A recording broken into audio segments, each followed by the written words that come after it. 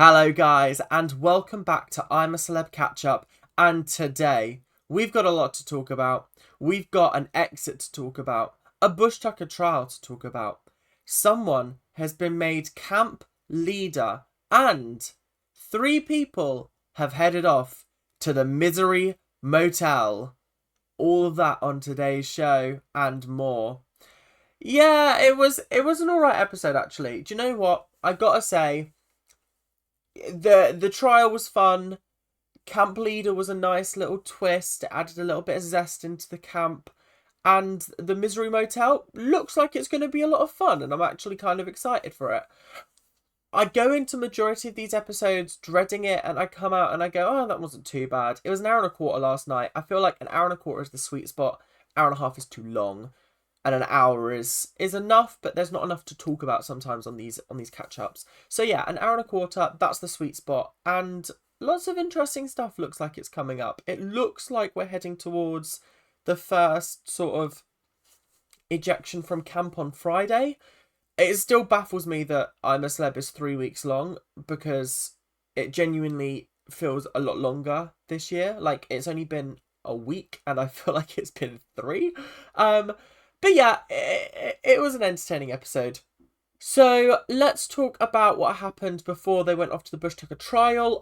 Grace left camp before the trial even started, citing medical reasons, and Danielle received the next highest number of votes, so she was put in place to do the next trial with Josie. I think Josie and Danielle is a good pair. I think that works quite nicely. I really want to know what's up with Grace. Like, is she okay? They kind of glossed over that quite quickly. But more on that a little bit later. We were also listening to a conversation. I think Marvin was talking about it. How he's like, Fred's getting excited that it's Tony's birthday soon, and they want to put on like a show for him. And guess what songs they're gonna be using? Oh my god, it's JLS. I don't think I've ever listened to this much JLS since like 2013, 2014. Oh god, it feels like I've gone back in time, genuinely. But like in a good way, because they came third or second or something in X Factor back in like 2009, was it? Was it 2009? Do you know what? I can't even remember, it was that long ago. But I remember watching them live. But anyway, yeah, I mean, we'll see Tony's birthday in a couple of days, I'm assuming, so we'll just have to see it then. Another interesting thing was Tony said that Sam's got the most energy he's ever seen, and he's got kids. He's got young kids, and Sam still has more energy than them, which is crazy. But also, it kind of makes sense because he's an adult, and so he won't tire as quickly as kids will. So it's time to talk about the Bush Tucker trial down the tubes, and I'm so glad that like Deck, I think it was Deck, and or Deck, I can't remember which one, pointed out that the title of the name was a little bit ridiculous and a bit stupid, and it didn't actually make a lot of sense, especially because they were up in the air and it was called Down the Tubes. That would have been better for something like a sewer challenge or something like that. But anyway, it was an entertaining trial. They were in sort of almost like a glass box, hoisted up into the air. There was bugs on them, everything, and they basically had to unlock boxes with stars. Josie had to unlock boxes with stars in like balls, throw them across to Danielle. Danielle then had to catch them and put them in the correct box in order for it to count. And then what they had to do was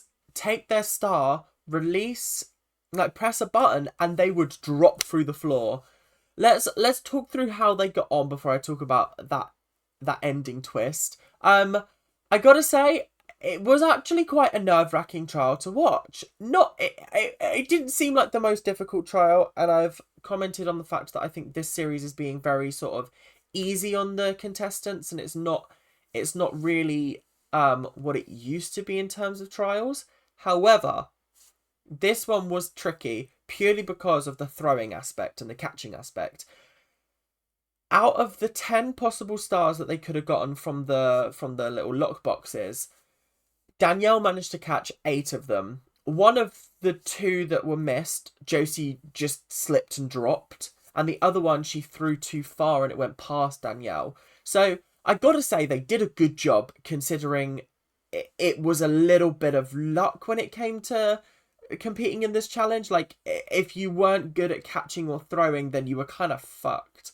But it was actually very entertaining to see Danielle and Josie doing trials. I think they're far more entertaining to watch than, say, like Nella Rose and Nigel, because they might scream and yell and shout, but they'll get the job done. And the thing is that we want to see celebrities complete the trials, because then we've seen the whole trial. Do you know what I mean? We don't want to see them quit halfway through or like not even attempt it, like in some past series. So I'm grateful that we're getting the entertainment from these two girls, because that they'll give it a go, but they'll scream and shout about it, which is quite funny, and that's what I find entertaining. I don't know whether you guys agree, you might disagree, I don't know, but I think it's a good step in the right direction, but I'm just worried that it'll just keep continuing like it has been. So the end of the trial rolled around. They had 2 more stars to get. They managed to get 10 out of 12 stars, but my god, my ass would have gone through my throat if the floor beneath me would have fell away and I dropped into like not the abyss, but into the sort of the clearing below. That would have scared me. Even though I know I'm on a harness, it would have still shit me up. So, like, I got to give them props for that. And do you know what? 10 out of 12 stars. Bloody brilliant. Bloody well done. Like, you can't say they didn't try, because they got every single star. It's just the throwing and catching that let them down. And that's not really something that they can help there and then. It's not like they missed a star or they were too slow. No, they did everything within the time limit. It's just the throwing and the catching let them down. There are two small little bits that I want to talk about before we move on to sort of the bigger talking points of the episode.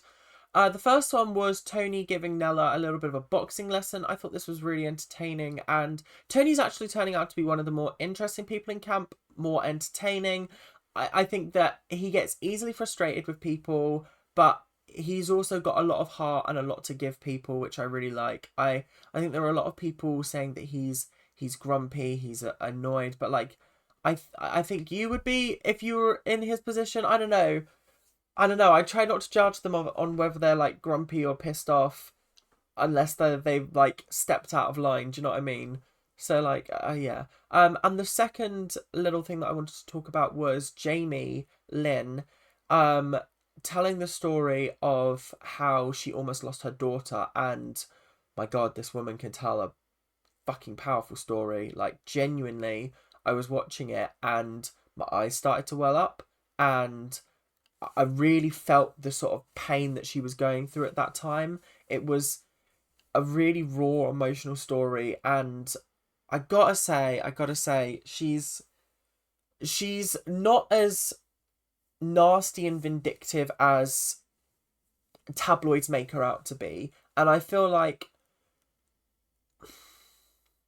it's been a case of, I think she's been negatively portrayed by the press. Maybe we don't know the full story. Maybe this is a facade that she's putting on, but I think it's very, very difficult to fake that kind of emotion when it comes to talking about how your daughter almost drowned. And I think this is it's so nice to see Jamie Lynn open up to this group of people, because it can't be easy telling that story, and it can't be fun to tell that story again and again. So the fact that she has shared that is, I don't know, it's endeared her to me a little bit. Endeared me to her. I don't know, something along those lines. But yeah, I just thought that was interesting. Not interesting, but like, it was an interesting part of the episode.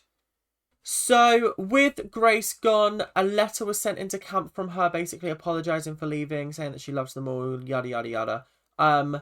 Again, no reason was cited for her leaving. It's up to speculation. I'm sure we'll find out once the show is done. But yeah, she's gone. But with that came the announcement that apparently people had been voting for camp leader.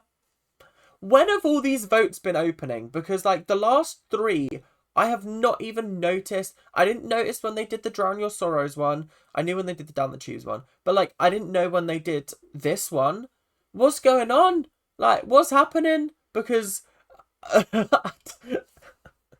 I feel like the communication has been really bad about things like this. Because, like, I mean, I haven't voted on anything this series because I actually don't care. But, like, yeah, I don't know. Camp leader, right, let's get into it. Camp leader was very obviously going to be Sam. I think the public are going to vote him to win, and I'm here for it. As long as Josie makes top 3, that's all I care about. I just want to make it to the final day. But I gotta say, Sam Thompson, fucking, he's just so lovely, and he's so, I just want to, do you know when you just know you're going to be friends with this person, and you want to give them a hug, and you're like, yes, you are my kind of person. That is how I feel about Sam. And the fact that he's now camp leader, Marvin's his deputy, and they had to decide on the jobs that everyone got. I just thought it was perfect. I thought it was an absolutely wonderful part of the episode.